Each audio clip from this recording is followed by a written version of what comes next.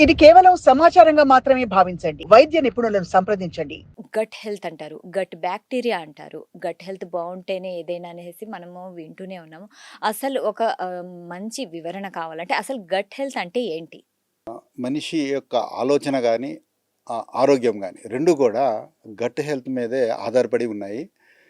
మనిషి బాహ్యంగా కనిపిస్తున్న రూపం ఒకటైతే, మనిషి పెద్ద పేగుల లోపల అనేక సూక్ష్మజీవులు రకాలు ఉన్నాయి. వాటి ఆరోగ్యమే మన ఆరోగ్యం. అవి మనకి కావాల్సిన విటమిన్స్‌ని తయారు చేస్తాయి, యాంటీ ఆక్సిడెంట్‌ని తయారు చేస్తాయి, డైజెషన్ తయారు చేస్తాయి. అలాగే మన ఆలోచన విధానాన్ని కూడా అవి ప్రభావితం చేస్తాయి. కాబట్టి వీటి ఆరోగ్యాన్ని కాపాడుకోవడం మనం ముఖ్యంగా చేయవలసిన పని. ఓకే. అయితే ఈ మధ్య కాలంలో చూసుకుంటే మారుతున్న జీవన శైలి కావచ్చు, మారుతున్న ఆహారపు అలవాట్లు కావచ్చు, చాలా మందికి గట్ హెల్త్ ప్రాబ్లమ్స్ వస్తున్నాయని మనం వింటున్నాము. అవునండి. అయితే ఇలాంటి ప్రాబ్లమ్స్ ఉన్నా కూడా మనము డాక్టర్ దగ్గరికి వెళ్ళాల్సిన అవసరం ఉందా? లేకుంటే దీన్ని మనము నివారించడానికి మన ఇంట్లోనే మనకి సొల్యూషన్ దొరుకుతుందా? ఖచ్చితంగా రోగం వచ్చినప్పుడు డాక్టర్ గారి దగ్గరికి వెళ్ళాలి. అయితే రోగము రాకుండా చేసుకోవడానికి మటుకు జీవన విధానంలో మనకి అనేక విధానాల్ని మన పెద్దలు చెప్పి ఉన్నారు. అది అలవాట్లుగా మన పూర్వీకుల నుంచి మనకి వచ్చినాయి. అలా ఈ జీవితంలో మనం పాటించవలసిన కొన్ని ఉన్నాయి గదా! ఎప్పుడు తినాలి, ఎప్పుడు తినకూడదు, ఎప్పుడు తాగాలి నీరు, ఎప్పుడు తీసుకోకూడదు. అలాగే ఏ ప్రతిదానికి ఒక సమయంలో సమయం ఉంటుంది. ఉన్నది గదా! దాన్ని ఆచరించడం వల్ల రోగం రాకుండా ఉంటది మొదటగా. సో, దాన్ని మనం పెద్దలు చెప్పిన అలవాట్లని మనం తెలుసుకోవాలి. ప్రతి జియోగ్రఫీ మన ప్రాంతానికి కొన్ని అలవాట్లుంటాయి. వేరే దేశం వెళ్ళినప్పుడు అక్కడ కొన్ని అలవాట్లుంటాయి. దానికి తగ్గట్టుగానే మన అలవాట్లను మార్చుకోవాలి.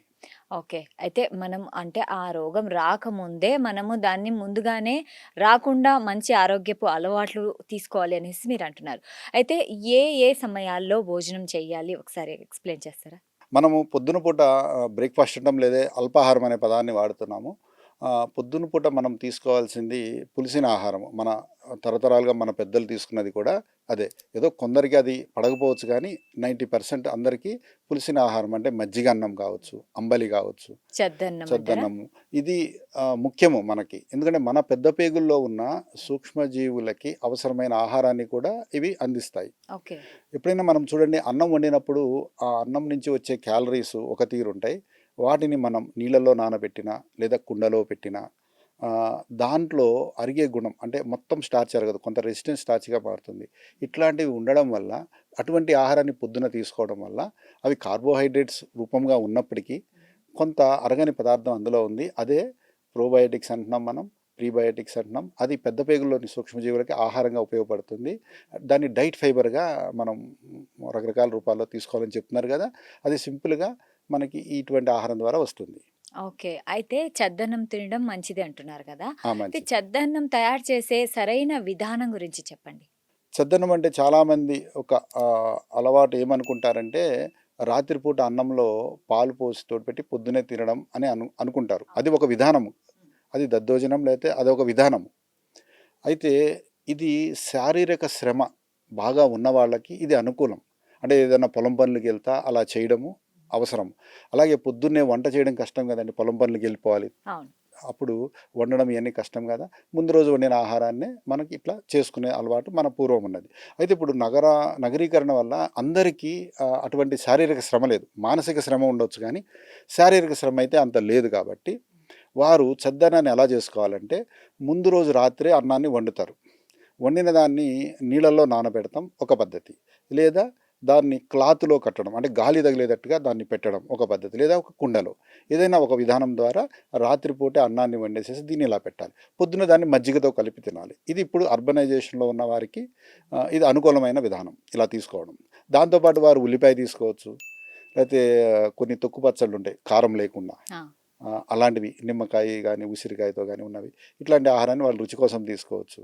కానీ ఒక పూట గనక ఇలా పొద్దున్న తీసుకోగలిగితే వారికున్న డైజెస్టివ్ ప్రాబ్లమ్స్ ఉంటాయి గదండీ రకరకాలుగా. సో, అలాంటివి తగ్గించుకోవడానికి ఇదొక అవకాశం. ఓకే. సో, డైజెస్టివ్ ప్రాబ్లమ్స్ విషయానికొస్తే చాలా మందికి ఉదయాన్నే అంటే ఫ్రీ మోషన్ అవ్వదనమాట. దానివల్ల చాలా ప్రాబ్లమ్స్ వాళ్ళు ఫేస్ చేస్తుంటారు. సో, దీన్ని ఎలా పరిష్కరించుకోవాలి? మన పూర్వీకులు చేసిన పద్ధతిని పరిశీలిద్దాం. ఇప్పుడేం చేయాలో కూడా ఆలోచిద్దాం.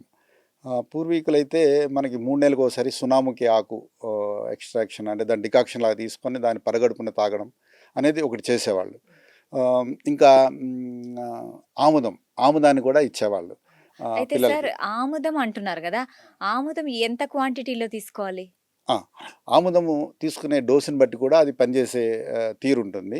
అది 2 లేక 3 స్పూన్లు అలా తీసుకున్నామనుకోండి ఎంప్టీ స్టమక్‌తో 2, 3 గంటల్లోనే మోషన్ అయిపోతుంది. పర్గేటివ్ లాగా పనిచేస్తుందనమాట అది.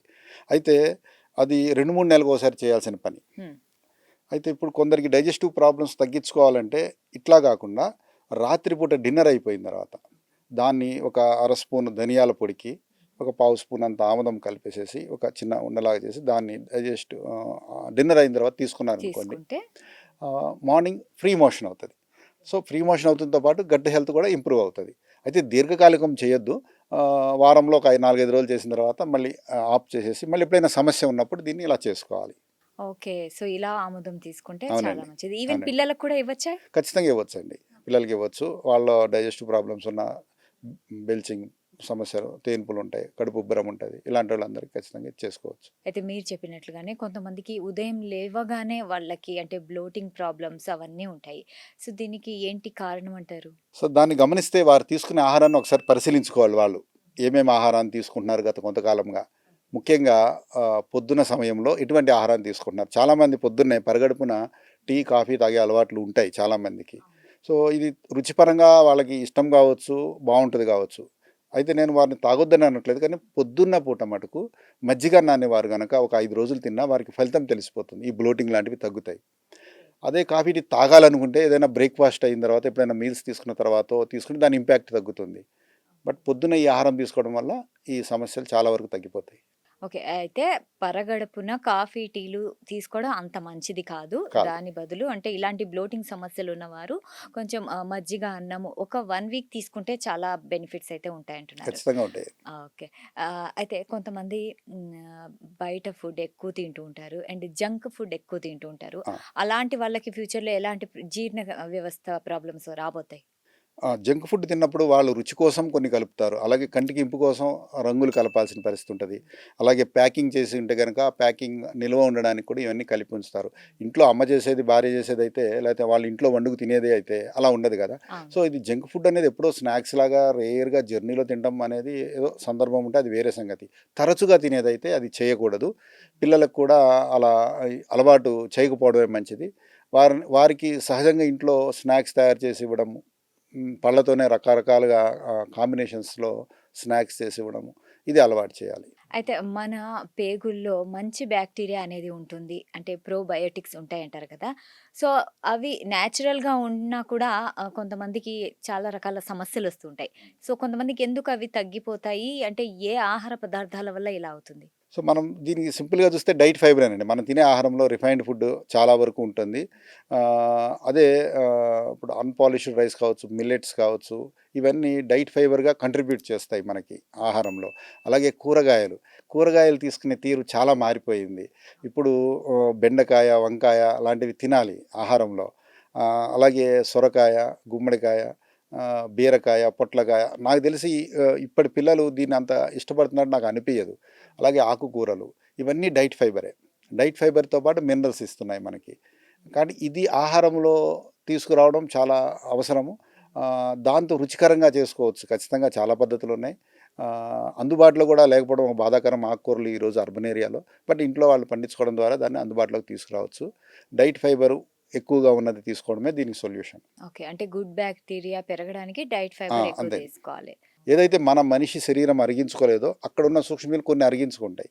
అదే డైట్ ఫైబర్‌గా మనం అంటాం. అది వాటిని సంఖ్యను పెంచుకోవడానికి, మెయింటైన్ చేయడానికి, వాటి నుంచి మనకు కావాల్సిన బయోకెమికల్స్ రావడానికి ఇయన్నీ అవసరం. ఓకే. అయితే కొంతమంది చాలా తక్కువగా తిన్నా కూడా అజీర్ణమైతుంది. అంటే వాళ్ళకి సంథింగ్ అంటే ప్రాబ్లమ్స్ వస్తూ ఉంటాయి. తక్కువే తింటారు వాళ్ళేం పెద్ద ఎక్కువేం తినరు. ఎందుకలా అవుతుంది? సో, ఇప్పుడు మనం తినేదానికి, మనం చేసే పని దానికి కూడా ఒక బేరీజ్ చేసుకోవాలి కదా! అయితే ఇప్పుడు మనం చూస్తే ఫుడ్ అవైలబిలిటీ రకరకాలుగా అందరికీ పెరిగింది. దాదాపు విందు భోజనం అన్నిసార్లు తినే పరిస్థితులు కూడా ఉన్నాయి. విందు భోజనం మనం ఎప్పుడో పండగలప్పుడు తిన్నాం చాలా సందర్భాలలో. ఎప్పుడో పండగలు ఉంటాయి, ఆ రోజు తినడం వేరు, రోజు తినడం వేరు. రోజు ఆర్డర్ పెట్టేస్తే వచ్చేస్తుంది. అలాగే 30 సంవత్సరాలు 40 సంవత్సరాలు దాటిన వాళ్ళు కూడా ఇట్లా కొంచెం తగ్గించుకోవాలి. చిన్నపిల్లలు టీనేజర్స్ తినారంటే వాళ్ళు ఏదో రుచి కోసం ఇష్టపడతారు, వాళ్ళని కాదనలేము, ఓకే. అయితే దీన్ని కొంత తగ్గించుకోవాలి. నేను మొత్తం మానమని చెప్పట్లేదు, అట్లా అని తరచుగా తినడం అయితే ఖచ్చితంగా తగ్గించుకోవాలి.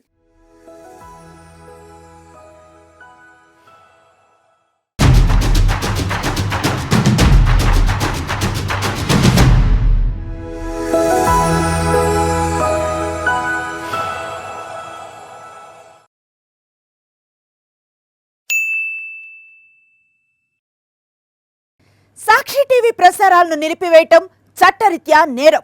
సాక్షి టీవీ ప్రసారాల కోసం మీ స్థానిక కేబుల్ ఆపరేటర్ను వెంటనే సంప్రదించండి. DTHలో ఇంటర్నెట్లో కూడా సాక్షి టీవీ ప్రసారాలను వీక్షించవచ్చు.